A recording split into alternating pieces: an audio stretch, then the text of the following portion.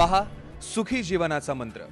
निरोध वापरल्याने शीघ्रपतन टाळता येते का, त्याबद्दल माहिती सांगा सर. वा वा, खूप खूप अति सुंदर प्रश्न तुम्ही विचारलेला आहे आणि नक्कीच तुम्हाला याचं उत्तर देऊया. आणि खरंच हे सर्वांना खूप कामी येईल. बघा, आपल्या पार्टनरबद्दल माहिती घेणं, विचारणं, आता बऱ्याचदा जसे निरोध पुरुषांना असतात तसेच ते स्त्रियांना देखील असतात. या टॉपिकवर मी नंतर येणार आहे, पण याचा संबंध काय आपण सांगूया. प्रत्येक गोष्टीमध्ये एक विज्ञान असतं, एक सायन्स असतं.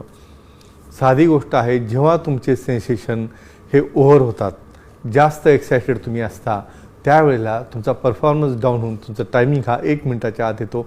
मग अशा वेळेस काही असे स्पेसिफिक कस्टमाइज काही निरोध बनवलेले असतात, प्रोडक्ट बनवलेले असतात, ज्यामध्ये काही टिपला डिसेन्सिटायझिंग एजंट म्हणजे त्या निरोधच्या आतल्या भागामध्ये काही लिक्विड असतं, सोल्युशन असतं, ज्याचं कॅरेक्टर काय असतं की थोडंसं नमनेस किंवा बधीरपणा त्या ग्लासला किंवा टोकाला येतो आणि तो बधीरपणा आल्यामुळं तुमचा परफॉर्मन्स हा जास्त वेळ चालतो. हा एक भाग झाला.